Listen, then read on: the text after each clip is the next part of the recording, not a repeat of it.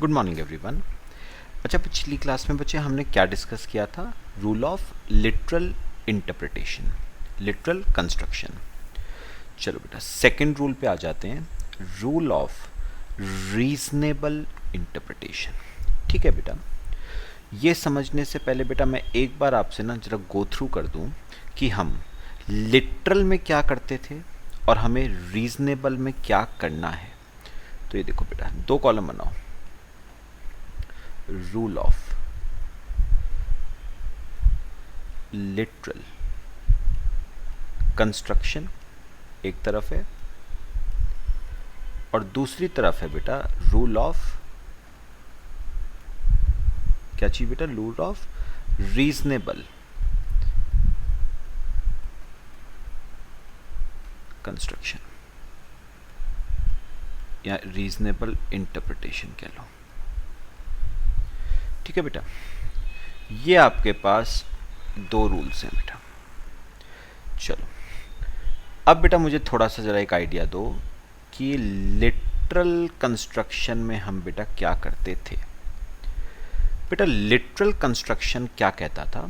Literal construction में बेटा हम इम्पोर्टेंस किसको देते थे बेटा? शब्दों को। लिटरल कंस्ट्रक्शन में हम इंपॉर्टेंस देते हैं वर्ड्स को। ठीक है, लिटरल कंस्ट्रक्शन में हम किसको इग्नोर करते थे बेटा? लॉ मेकर का इंटेंशन लॉ बनाने के पीछे क्या था बेटा?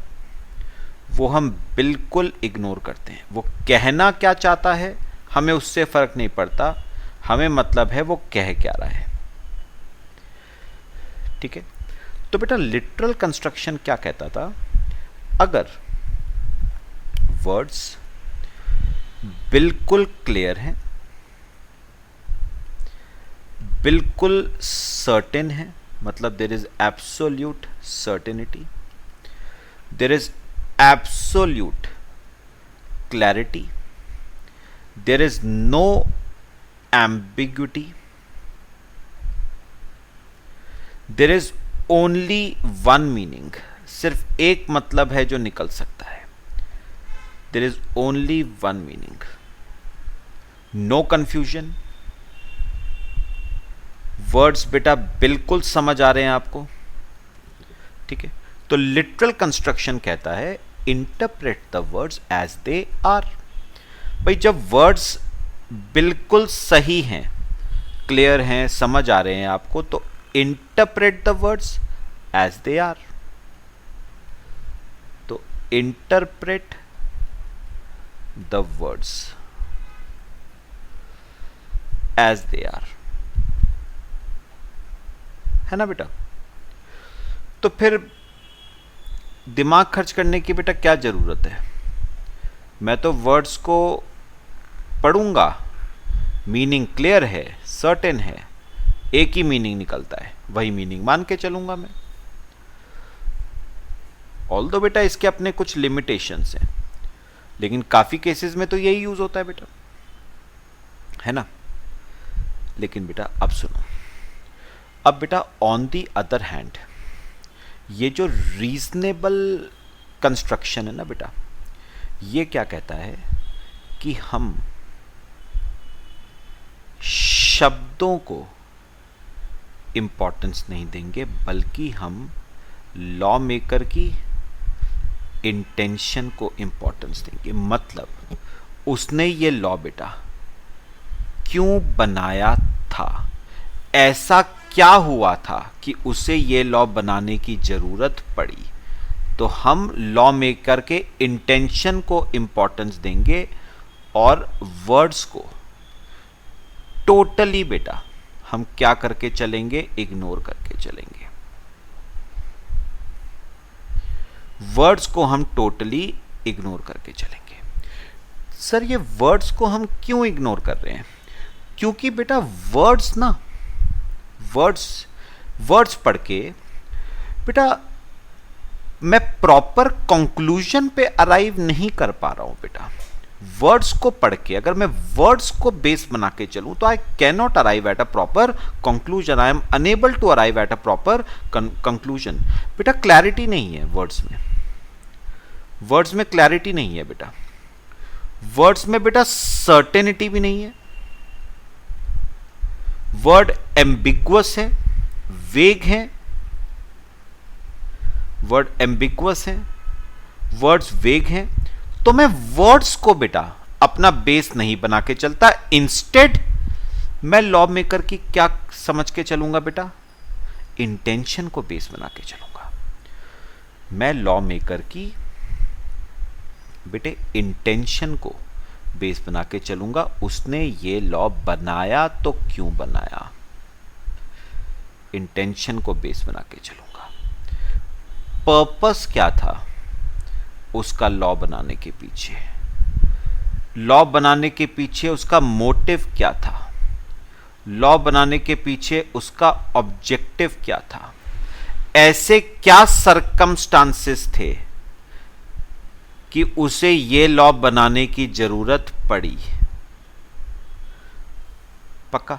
तो मैं इंटेंशन को इंपॉर्टेंस देके चलूंगा, ना कि शब्दों को। तो बेटा भावनाओं को कंसिडर करो, भावनाओं को कंसिडर करो, शब्दों पे मत जाओ, भावनाओं पे जाओ बेटा। तो यहां पर मैं लॉ मेकर की भावनाएं देखूंगा, शब्दों को नहीं। ठीक है बेटे? तो अगर मैं इंटेंशन को बेस बना के चलता हूं ना बेटा, तो उसे हम कहते हैं बेटे रीजनेबल इंटरप्रिटेशन, उसे हम कहते हैं रीजनेबल इंटरप्रिटेशन।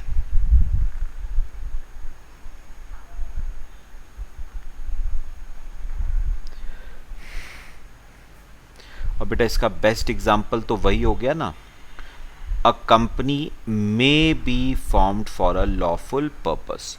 अगर बेटा शब्दों में फंसोगे बेटा, तो शब्द तो आपको ये बताते हैं कि इसका मतलब ये है कि कंपनी को बनाया जा सकता है लॉफुल पर्पस के लिए, मतलब अनलॉफुल पर्पस के लिए भी बनाया जा सकता है। तो शब्दों पे मत जाओ, इंटेंशन देखो। लॉ मेकर का इंटेंशन क्या था कि जैसे और फॉर्म्स ऑफ ऑर्गेनाइजेशन को लॉफुल पर्पस के लिए बनाया जा सकता है, वैसे कंपनी को भी लॉफुल पर्पस के लिए बनाया जा सकता है। तो इंटेंशन को देखना है, वर्ड्स को नहीं देखना है बेटा। ठीक है बेटा?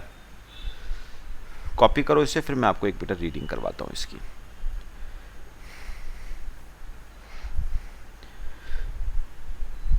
बेटा क्या हुआ, एक बार सुनना मेरी बात, एक बार क्या हुआ बेटा, मेरे को याद नहीं आ रहा कौन सा लॉ था वो बेटा। एक लॉ में ना, मैं एक बार पढ़ रहा था कोई लॉ, उसमें ना लिखा हुआ था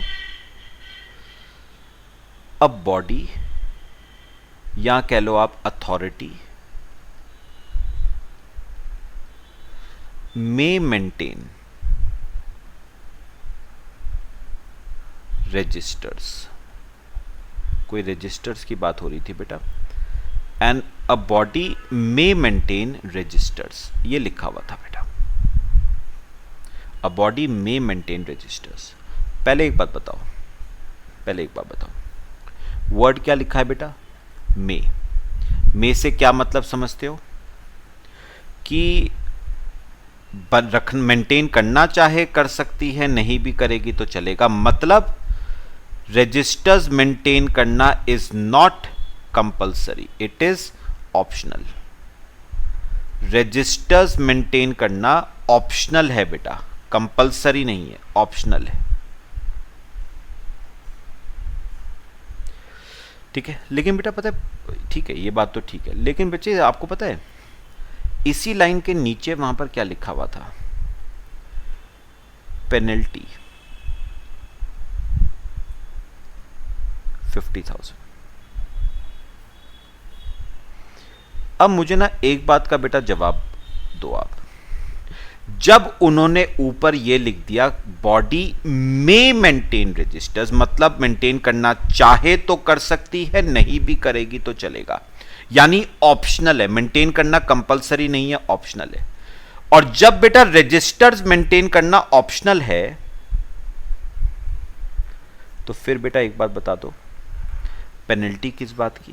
बेटा पेनल्टी तो तब होती जब रजिस्टर्स मुझे मेंटेन करने को कहते, मैं ना करता, लेकिन उन्होंने कहा करना चाहो तो कर सकते हो, नहीं भी करोगे तो चलेगा, और नहीं करूंगा तो पेनल्टी लग जाएगी। तो बेटा फिर ऑप्शनल कहां से हो गया? ये तो कंपलसरी हो गया, है कि नहीं? तो बेटा उन्होंने पता क्या कहा? उन्होंने कहा कि मे वर्ड को रीड इट एज शैल,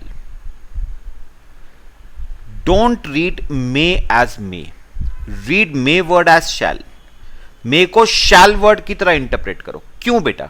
क्योंकि हम वर्ड्स को नहीं देखते हैं बेटा, हम वर्ड्स को नहीं देखते बेटा। वर्ड्स को अगर देखोगे ना तो एम्बिग्विटी पैदा होगी बेटा, कंफ्यूजन क्रिएट होगा। देखो अभी तक मैं वर्ड्स को देख रहा था, मैं कह रहा था एक तरफ तो ये कह रहे हैं ऑप्शनल है और दूसरी तरफ पेनल्टी लगा रहे हैं, तो बेटा आप राइट कंक्लूजन पे नहीं पहुंच पा रहे हो।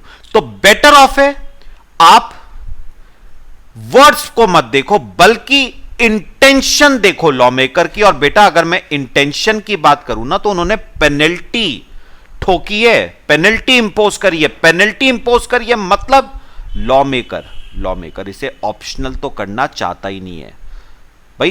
पेनल्टी लगाई है, इसका मतलब लॉ मेकर चाहता है कि आप क्या मेंटेन करो? रजिस्टर्स। बट बेटा गलती से लॉ मेकर से क्या हुआ भैया, इंसान है ना, गलती से क्या हुआ, वर्ड यूज करना चाहिए था शैल, यूज कर दिया मे, जो कि गलत है बेटा। तो लॉ मेकर से बेटा ये गलती हो सकती है, ह्यूमन बीइंग है। तो बेटर ऑफ है वर्ड्स को देखोगे कंफ्यूजन क्रिएट होगा, बेटर ऑफ है इंटेंशन देख के चलो लॉ मेकर का। और क्योंकि लॉ मेकर ने पेनल्टी इंपोज करी है, इसका मतलब लॉ मेकर का इंटेंशन इसको कंपलसरी करने का है, ना कि ऑप्शनल। तो आप मे वर्ड को इग्नोर करके उसे कंसिडर करो as shall. This is known as rule of reasonable interpretation. बेटा अगर लिटरल इंटरप्रिटेशन से चलोगे ना, आप राइट आंसर पे अराइव ही नहीं कर पाओगे, कंफ्यूजन होगा बेटा आपको। एक तरफ वो कह रहा है मे मेंटेन मतलब ऑप्शनल है और दूसरी तरफ पेनल्टी भी लगा रहा है, तो बेटा राइट आंसर पे नहीं अराइव करोगे। तो बेटर ऑफ है वर्ड्स को छोड़ के इंटेंशन देखो लॉ मेकर की। और क्योंकि लॉ मेकर ने पेनल्टी इंपोज करी है, इसका मतलब उसका इंटेंशन है to make maintenance of registers compulsory. तो read may word as shall. ठीक है बेटा, चलो आओ एक रीडिंग जरा करते हैं साथ साथ। बेटा देखो, एप्लीकेबिलिटी ऑफ दिस रूल। देखो, if literal meaning is logically defective, मतलब बेटा लिटरल मीनिंग से आप राइट कंक्लूजन पे अराइव नहीं कर पा रहे हो। क्यों? क्योंकि जो वर्ड्स हैं वो एम्बिगुअस है, there is inconsistency, there is incompleteness. The interpretation must be made according to the purpose, policy, object और spirit of law. Simple words में एक वर्ड बोलूं तो interpretation must be made as per the intention of law maker. Law maker का intention क्या था लॉ बनाने के पीछे? ठीक है। इफ ऑर्डिनरी मीनिंग यानी literal interpretation fails to achieve the object, the court में modify the meaning of the words and even the structure of the sentence and therefore reasonable construction must be resorted to. जैसे बेटा अभी वाले case में court ने क्या करा? Court ने कहा don't read may as may, read may as shall. तो जैसे ही आप मे को शैल की तरह पढ़ोगे आपका बेटा कंक्लूजन सही आएगा। तो read may word as shall. तो कोर्ट अगर चाहे तो इस केस में मीनिंग ऑफ वर्ड्स को क्या कर सकती है? मॉडिफाई, यानी read may as shall.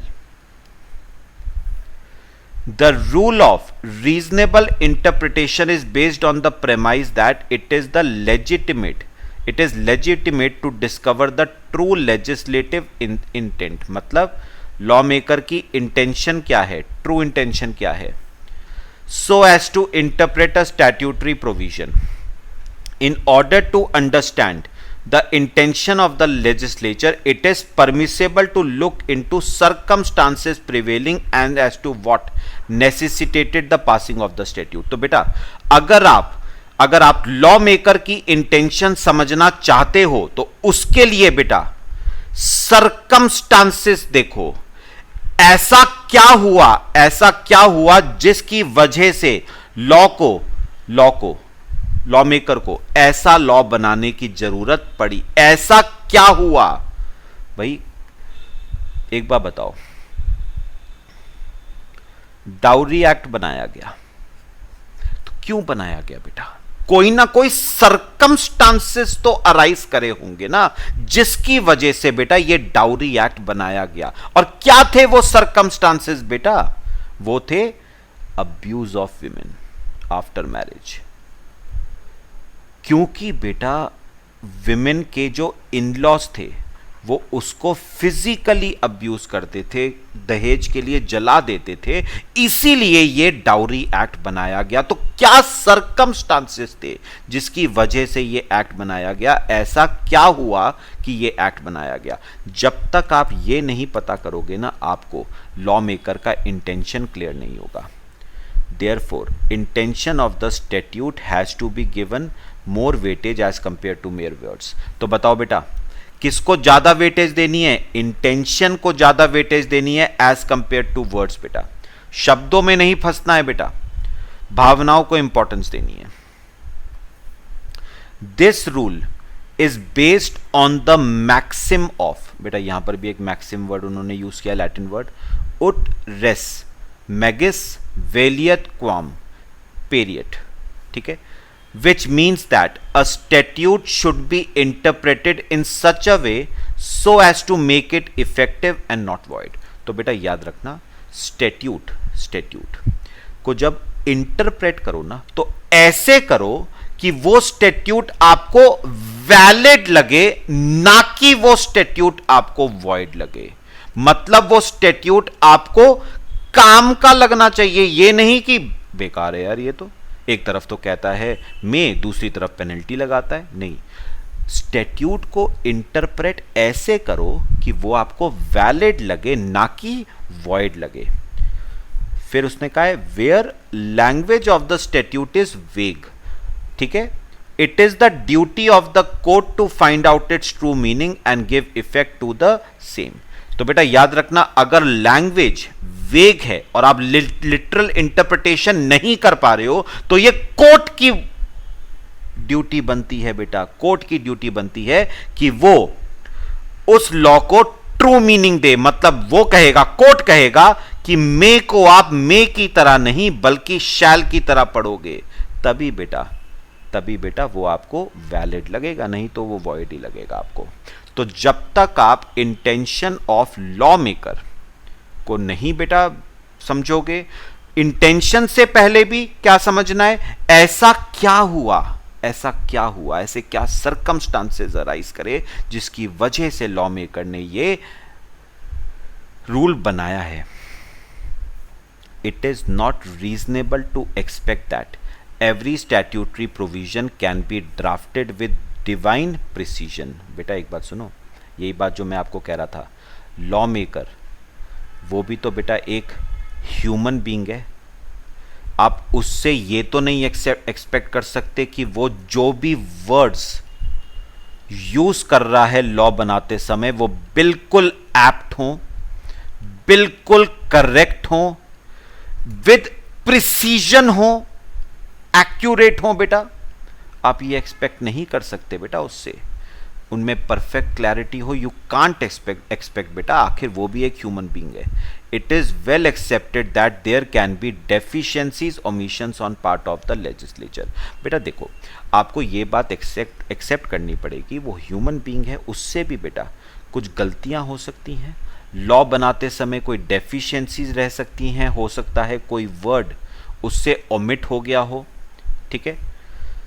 The omissions occur due to failure of the draftsman to use the words entirely apt to cover the instant case. Therefore, in case of ambiguity, court looks at the purpose, scheme and design of the statute. इसलिए बेटा अगर words के फेर में फंस गए ना, तो आप कभी भी बेटा करेक्टली लॉ को इंटरप्रेट नहीं कर पाओगे। इसलिए बेटर है कि आप वर्ड्स की जगह इंटेंशन ऑफ लॉ मेकर को ज्यादा इंपॉर्टेंस दो। अब जैसे बेटा यही बात है ना, आपने पढ़ा हुआ है बेटा कॉन्ट्रैक्ट एक्ट में, मैंने आपको एक रूल करवाया था सब्रोगेशन का, ठीक है। उसमें बेटा था surety steps into the shoes of creditor, ठीक है। क्या मतलब हुआ बेटा? श्योरिटी ने क्रेडिटर के जूते पहन लिए। वर्ड्स तो यही बताते हैं बेटा, surety steps into the shoes of creditor. तो अगर वर्ड्स को समझू बेटा, लिटरल मीनिंग लूं तो लिटरल मीनिंग तो यह है कि श्योरिटी ने क्रेडिटर के जूते पहन लिए। बेटा लिटरल मीनिंग तो आंसर सही देगा ही नहीं, तो बेटर ऑफ क्या है, क्या समझो बेटा, लॉ मेकर का इंटेंशन समझो, ये लॉ बनाने के पीछे सब्रोगेशन का। और क्या इंटेंशन है बेटा इसके पीछे लॉ मेकर का? इसके पीछे लॉ मेकर का इंटेंशन है कि श्योरिटी के पास वही राइट्स होंगे जो राइट्स पहले किसके पास थे, क्रेडिटर के पास। मतलब surety will exercise the same rights as that of a creditor. तो बेटा वर्ड्स को नहीं देखना है, इंटेंशन को देखना है। और ये तो बेटा मैं आपको पहले ही बता चुका हूं, a company may be formed for lawful purpose. तो अगर बेटा वर्ड्स पे जाओगे तो वर्ड्स तो आपको ये बताते हैं कि कंपनी को लॉफुल पर्पस के लिए बनाया जा सकता है, मतलब अनलॉफुल पर्पस के लिए भी बनाया जा सकता है। लेकिन आपको वर्ड्स नहीं बेटा इंटेंशन देखना है। और यहां पर लॉ मेकर का इंटेंशन था, क्योंकि बाकी फॉर्म्स ऑफ बिजनेस को भी लॉफुल, बिजनेस ऑर्गेनाइजेशन को भी लॉफुल पर्पस के लिए बनाया जा सकता है, तो कंपनी को भी लॉफुल पर्पस के लिए बनाया जा सकता है। तो इंटेंशन को वेटेज देना इंपॉर्टेंट है एज कंपेयर टू वर्ड्स। मेरे ख्याल से बेटा कोई दिक्कत नहीं होनी चाहिए रूल ऑफ रीजनेबल इंटरप्रिटेशन में। पक्का बेटा क्लियर हुआ? करें बेटा एक रूल और, थर्ड रूल हमारा। थर्ड रूल है बेटा रूल ऑफ हार्मोनियस इंटरप्रिटेशन। बेटा मैं आपको पहले समझा दूं, फिर हम रीडिंग कर लेंगे। देखो बेटा हेडिंग लिखो मेरे साथ साथ, एग्जाम्पल से बेटा आपको समझा दूंगा।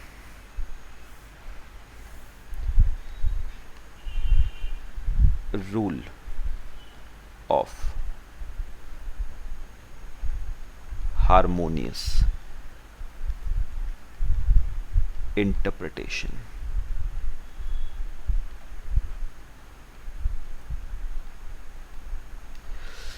चलो पहले बेटा आपको ना थोड़ा सा जरा वैसे ही समझाता हूं, फिर प्रैक्टिकल आपको एग्जांपल दूंगा लॉ के हिसाब से। पहले हम थोड़ा सा ना समझ के वैसे ही देखते हैं। देखो बेटा थोड़ा सा अज्यूम करो,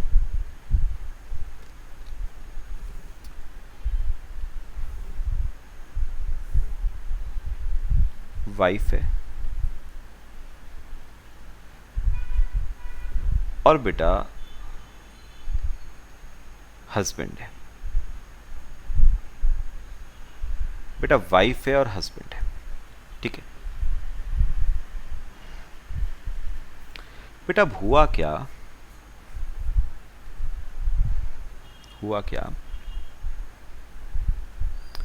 बेटा चलो अपना ही केस बताता हूं, बिल्कुल प्रैक्टिकल बेटा, एक्चुअल केस, बात समझना। हुआ क्या बेटा, जो तनुजा मैम है ना, उनको थोड़ी सी वुमेन ओरिएंटेड मूवीज़ पसंद आती हैं।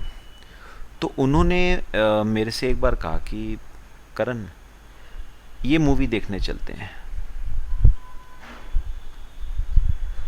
तुम्हारी सुल्लू। आई थी ना, विद्या बालन की मूवी थी बेटा, वुमेन ओरिएंटेड मूवी है, मैम को पसंद आती है बेटा, तुम्हारी सुल्लू मूवी देखने चलते हैं। ठीक है बेटा, हुआ क्या, उसी टाइम पे बेटा, उसी टाइम पे अब मुझे थोड़ी सी बेटा साफ सीधी बात बोलूं तो मुझे एक्शन मूवी पसंद आती हैं। उसी टाइम पे बेटा somewhere if I can remember correctly Avengers आई थी, मेरे ख्याल से इन्फिनिटी वॉर थी या एंड गेम थी बेटा, मेरे ख्याल से शायद इन्फिनिटी वॉर थी, आई डोंट रिमेंबर एग्जैक्टली, लेकिन इतना मुझे पता है इन अवेंजर्स की मूवी थी, इन्फिनिटी वॉर थी शायद। तो तुम्हारी सुल्लू के टाइम पे शायद कोई आई थी मूवी, अवेंजर्स की ही थी, मेरे ख्याल से इन्फिनिटी वॉर थी। मैंने कहा नहीं, मैंने कहा तुम्हारी सुल्लू में क्या है, मी बेकार सी मूवी है, बोर हो जाऊंगा मैं, अवेंजर्स इन्फिनिटी वॉर चलते हैं बेटा। हो गई लड़ाई बेटा, इसे हम कहते हैं डिसहार्मनी। हो गई ना बेटा, हम दोनों एक दूसरे को क्या कर रहे हैं बेटा, कॉन्फ्लिक्ट कर रहे हैं, हम दोनों में बेटा इनकंसिस्टेंसी है, कोई झुकने को तैयार नहीं है बेटा। मैम कह रही है तुम्हारी सुल्लू देखना है, मैंने कहा अवेंजर्स की मूवी देखनी है, अवेंजर्स देखनी है, तो हो गई डिसहार्मनी। तो बेटा अब क्या होता है, अब अल्टीमेटली बेटा जग जाहिर बात है, जग जाहिर, इसमें कोई बेटा दो राय नहीं है, झुकना बेटा, झुकना हमेशा हस्बैंड को ही पड़ेगा। झुका बेटा, मैं झुका, देखने गया तुम्हारी सुल्लू, ऑल्दो सोया लेकिन देखने गया बेटा तुम्हारी सुल्लू, झुका। बेटा आपने नोटिस करा है जो लॉज होते हैं, चाहे टैक्स हो चाहे कंपनीज एक्ट हो, उसमें दो वर्ड्स होते हैं बेटा, दो स्टेटमेंट्स बोली जाती हैं। एक तो होती है notwithstanding anything to the contrary contained in any other provisions of the act. notwithstanding anything to the contrary contained in any other provisions of the act। इसका मतलब बेटा पता क्या है, इसका मतलब जिस सेक्शन में ये वाली लाइन लिखी हुई है ना, notwithstanding anything to the contrary contained in any other provision of the act, इसका मतलब उस सेक्शन का इफेक्ट ओवर राइडिंग इफेक्ट है। ओवर राइडिंग मतलब बेटा that is a superior section as compare to others. तो ये section पता है क्या कहता है, बाकी सेक्शन में कुछ भी लिखा हो, बाकी सेक्शंस में कुछ भी लिखा हो, मेरे सेक्शन में जो लिखा है वही अप्लाई होगा। अगर किसी भी सेक्शन में लिखा है notwithstanding anything contained anything to the contrary contained in any provisions of the act, इसका मतलब इस सेक्शन का इफेक्ट ओवर राइडिंग है बेटा। मतलब अबव अगर बाकी सेक्शंस को देख के चला जाए तो उनके ऊपर इसको अप्लाई किया जाएगा, मतलब पहली प्रायोरिटी इस सेक्शन को दी जाएगी बेटा। ठीक है, तो बेटा वाइफ का हाल ना यही है, वाइफ है बेटा नॉट विथ स्टैंडिंग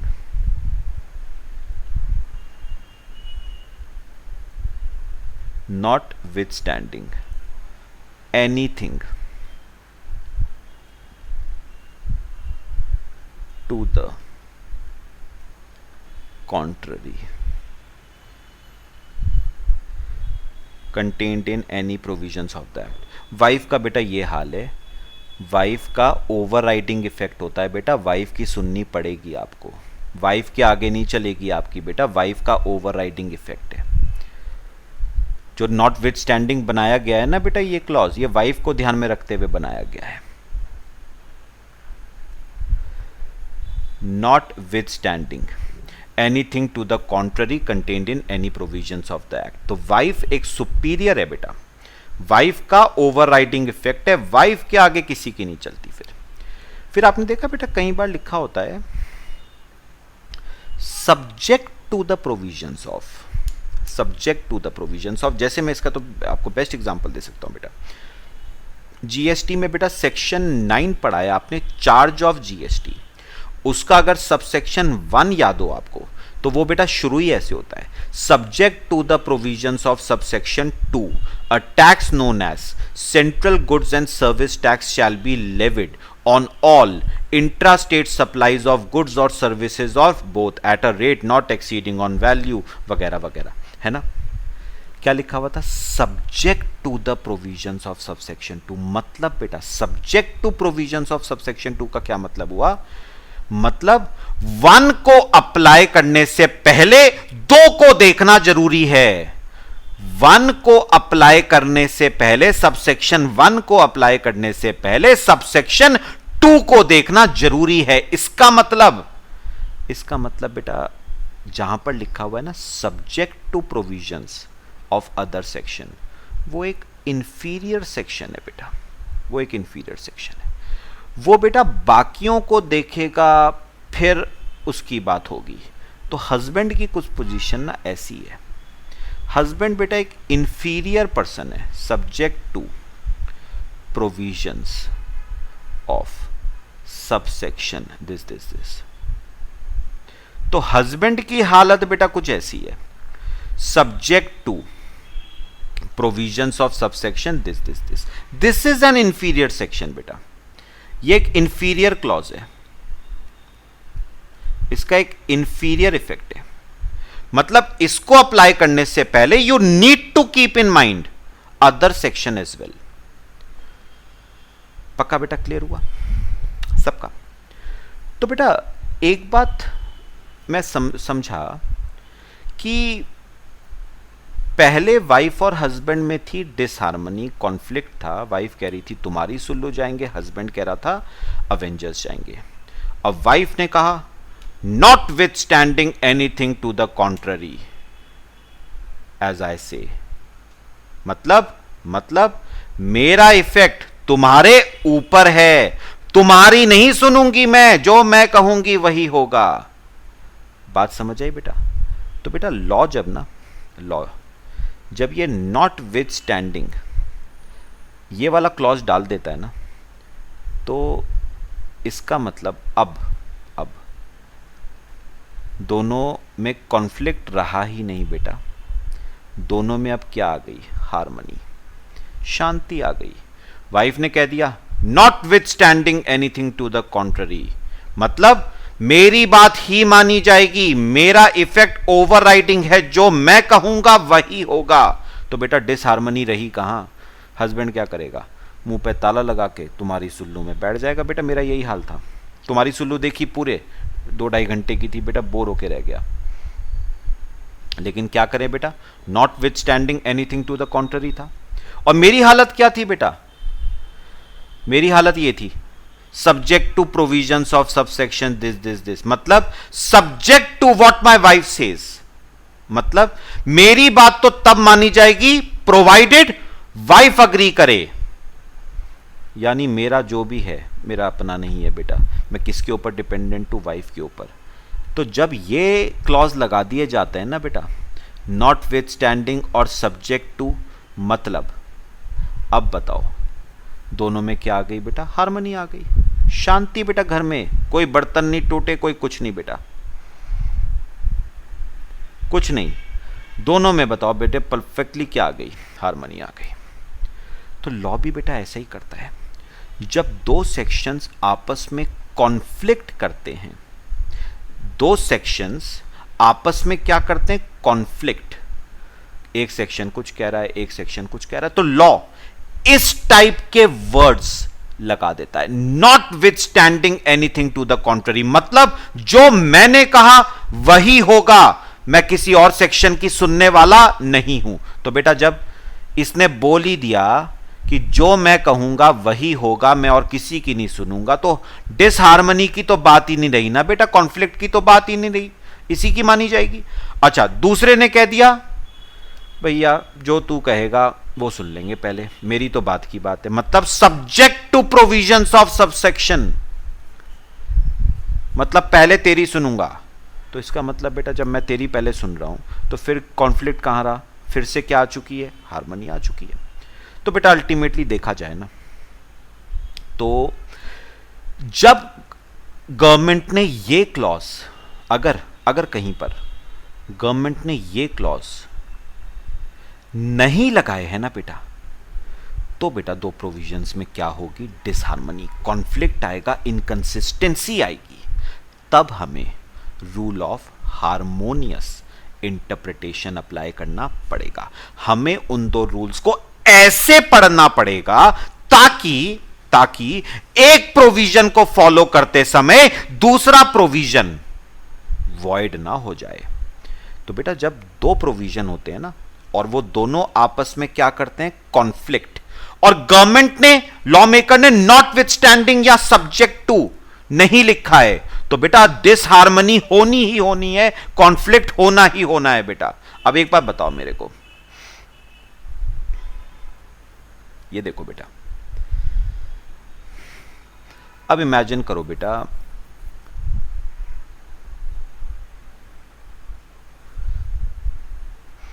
मेरे दो बेटे हैं, सपोज सन 1 और सन 2, सन 1 और सन 2, दो बेटे। अब मुझे एक बात बताओ, एक बेटा मुझसे कहता है पापा मूवी देखने चलते हैं, ठीक है, दूसरा कहता है पापा सर्कस देखने चलते हैं, ठीक है। अब बताओ दोनों में बेटा फिर से क्या हो गई, डिसहार्मनी, डिसहार्मनी हो गई। लेकिन प्रॉब्लम क्या है, प्रॉब्लम क्या है, इन दो केसेस में नॉटविथस्टैंडिंग या सब्जेक्ट टू नहीं लगाया जा सकता, क्योंकि बेटा वाइफ और हस्बैंड में तो इंप्लाइड होता है, wife is notwithstanding, husband is subject to. लेकिन सन जो होते हैं बेटा, या जो बच्चे होते हैं, वो कोई बड़ा या कोई छोटा नहीं है, कोई सुपीरियर कोई इंफीरियर नहीं है बेटा, they are at equal footing, वो इक्वल फुटिंग पे हैं बेटे। तो बेटा डिसहार्मनी तो होनी ही होनी है, डिसहार्मनी तो होनी ही होनी है। तो आपको ना कोई तरीका ढूंढना पड़ेगा जिससे इनकी डिसहार्मनी को बेटा रिमूव किया जा सके, ऐसे कि ये सन भी नाराज ना हो, ये सन भी नाराज ना हो, दोनों खुश हो जाए। और मैंने पता है तरीका क्या सोचा बेटा, सन के साथ मूवी मैं गया, फादर, मुझे मूवी का शौक था, मैं मूवी चला गया एक सन के साथ, और बेटा जो मदर थी वो दूसरे के साथ चली गई सर्कस में। उसे मूवी का शौक नहीं, वो सर्कस चली गई। अब बताओ दोनों में, दोनों सन्स में क्या हो गई बेटा, हार्मनी आ गई, दोनों खुश बेटा, दोनों खुश। तो बेटा हमारा मोटिव यही है, हमारा मोटिव क्या है, अगर दो प्रोविजंस में कॉन्फ्लिक्ट है, इनकंसिस्टेंसी है, डिसहार्मनी है, तो हमें बेटा ऐसे रूल अप्लाई करने हैं ताकि एक को फॉलो करते समय दूसरा निग्लेक्ट ना हो, एक को वैलिड करते समय दूसरा वॉइड ना बन जाए कहीं। पक्का दोनों खुश हों अपने अपने घर, पक्का। This is known as rule of harmonious interpretation. मेरे ख्याल से बेटा समझ आया। और अगर गवर्नमेंट ने बेटा ये रूल लगा दिया ना, नॉटविथस्टैंडिंग या सब्जेक्ट टू, तो ये इसीलिए लगाया गया है क्योंकि दो प्रोविजंस में इनकंसिस्टेंसी थी, कॉन्फ्लिक्ट था। इस कॉन्फ्लिक्ट को दूर करने के लिए वर्ड लगाया गया है नॉटविथस्टैंडिंग और सब्जेक्ट टू।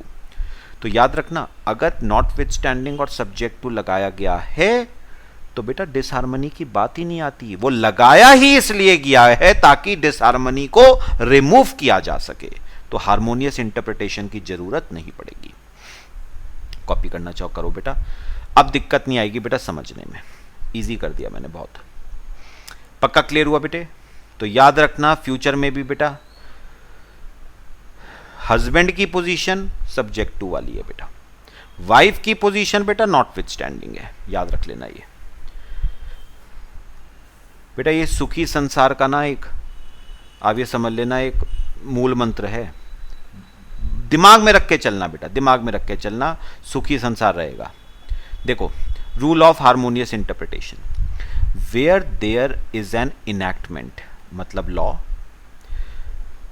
टू और more provisions which can not be reconciled मतलब दोनों में क्या है, कॉन्फ्लिक्ट है, दोनों में डिसहार्मनी है, दोनों में इनकंसिस्टेंसी है, they should be interpreted wherever possible to give effect to all of them. यानी बेटा आप उन दोनों को इस तरीके से इंटरप्रेट करोगे ताकि एक को वैलिड करके दूसरे को वॉइड मत बना देना, दोनों को आपको ध्यान में रखते हुए इंटरप्रिटेशन करना है।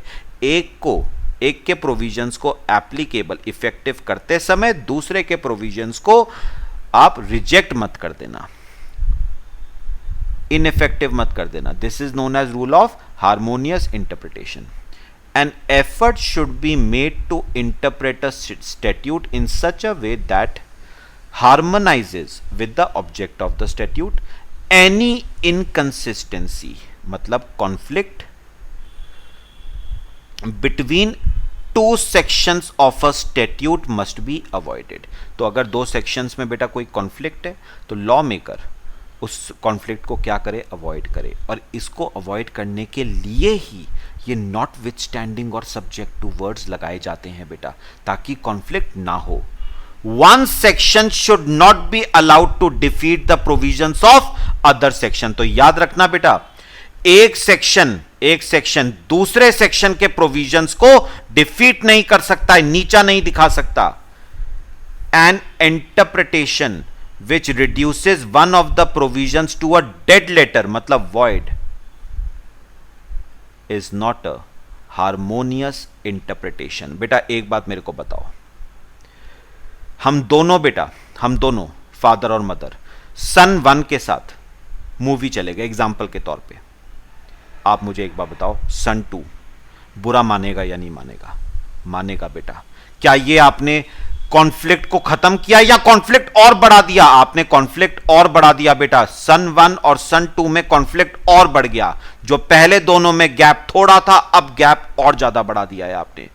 पक्का प्यार नफरत में बदला है आपने। तो बेटा हार्मोनियस इंटरप्रिटेशन कुछ ऐसे होना चाहिए कि एक को फॉलो करते समय दूसरे को नजरअंदाज मत कर देना। बेटा ये रूल कब अप्लाई नहीं करेगा मैं ऑलरेडी बता चुका हूं बेटा, जहां पर वर्ड्स क्या लिखे हुए हैं, नॉट विथ स्टैंडिंग मतलब where one provision of the act has an overriding effect मतलब not with standing.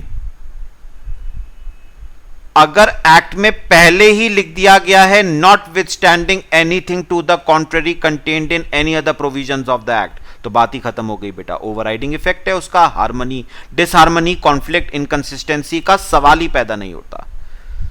Similarly, where one provision is made subject to another provision, या आपने overriding word ऐड कर दिए या आपने subject to provisions of other section add कर दिया, disharmony की, conflict की, inconsistency की बात ही नहीं आती है बेटा। ये मैंने आपको ना कुछ एग्जांपल्स दे रखे हैं, समझ के देखें एक बार, प्रैक्टिकल एग्जांपल्स। ये देखो बेटा,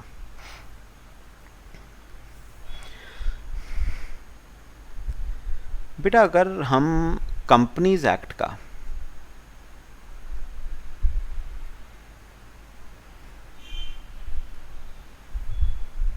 कंपनीज एक्ट 2013 हम देखें, एजीएम की बारे में बेटा, एनुअल जनरल मीटिंग के बारे में, तो बेटा कंपनीज एक्ट क्या कहता है कि जो एनुअल जनरल मीटिंग है,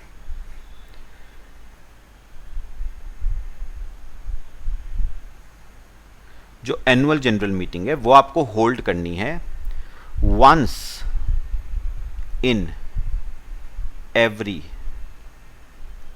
कैलेंडर ईयर। हर कैलेंडर ईयर में एक तो होल्ड करनी ही करनी है, ठीक है। अच्छा, दूसरा शर्त कहती है within 6 months from end of financial year, within 6 months from end of financial year. और तीसरी शर्त कहती है within 15 months from date of last AGM, from date of last AGM. ठीक है बेटा,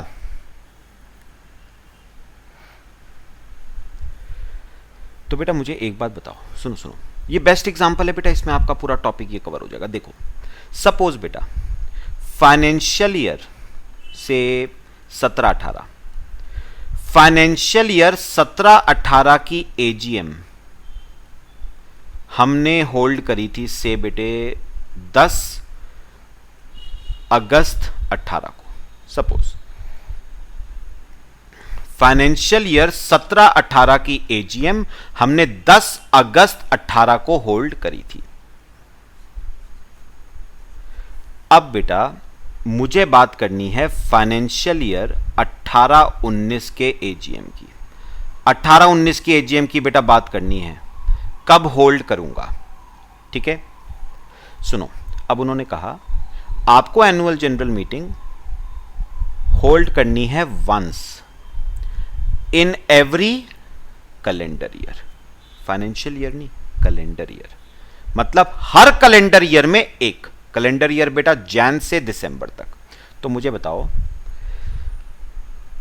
2018 में होल्ड कर ली एक, अब मुझे कब होल्ड करनी है 2019 में, कब तक 31 दिसंबर।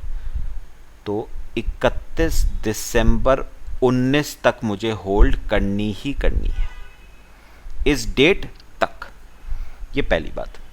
फिर उन्होंने कहा with in 6 months from end of financial year, within 6 months from end of financial year.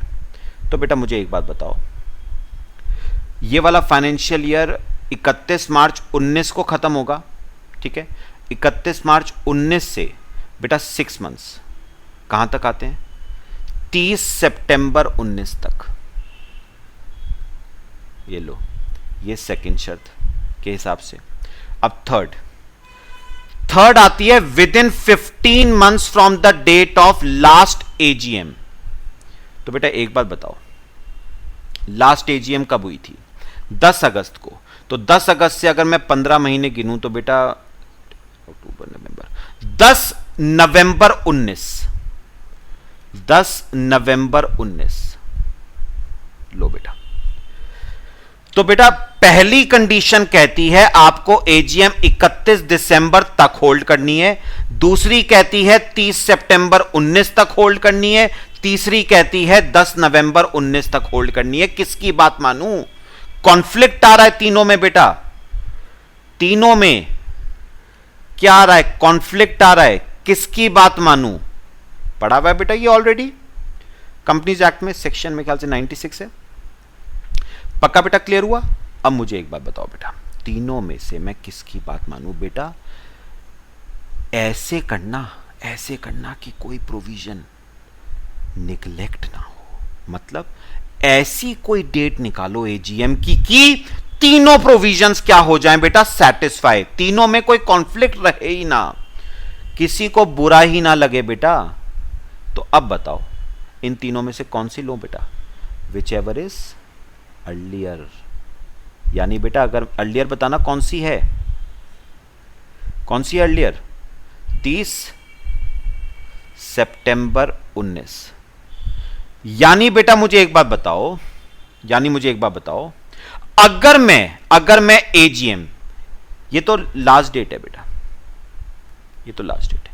अगर मैं एजीएम सपोज मैं होल्ड कर लेता हूं बेटा 10 सितंबर 19 को डेट ऑफ एजीएम, इस दिन करता हूं, तो बताओ तीनों खुश हो गए या नहीं, चेक करना तीनों खुश हो गए या नहीं। मैंने 10 सितंबर 19 को एजीएम होल्ड करी, इसने कहा था 31 दिसंबर 19 तक होल्ड करनी है, मैंने होल्ड कर ली। इसने कहा था 30 सितंबर 19 तक होल्ड करनी है, मैंने कर ली। इसने कहा था 10 नवंबर 19 तक होल्ड करनी है, मैंने कर ली। बताओ मैंने किसी प्रोविजन को बेटा निगलेक्ट किया? नहीं बेटा। तीनों को साथ में लेके चला हूं, तीनों को इक्वल फुटिंग पे लेके चला हूं बेटा, किसी को छोटा किसी को बड़ा नहीं समझा है मैंने। तो एक बताओ, इसे हम क्या कहते हैं बेटा? Harmonious interpretation. This is known as harmonious interpretation. बेटा सबको साथ में लेके चलना है। अगर दो प्रोविजंस बेटा कॉन्फ्लिक्ट करते हैं, दो प्रोविजंस में अगर कोई इनकंसिस्टेंसी है, तो ऐसे इंटरप्रेट करना कि कोई निगलेक्ट ना हो, कोई प्रोविजन निगलेक्ट ना हो, सारे प्रोविजंस को एक साथ लेके चलना। बेटा आपके अपने बच्चे हैं, दोनों बच्चों को साथ में लेके चलो बेटा। एक को बड़ा दिखाओगे, एक को छोटा दिखाओगे, कैसे काम चलेगा? This is your rule of harmonious interpretation. Clear हुआ बेटा सबको? पक्का? चलो बच्चे, बाकी हम बेटा इसमें नेक्स्ट क्लास में डिस्कस करेंगे। Till then thank you.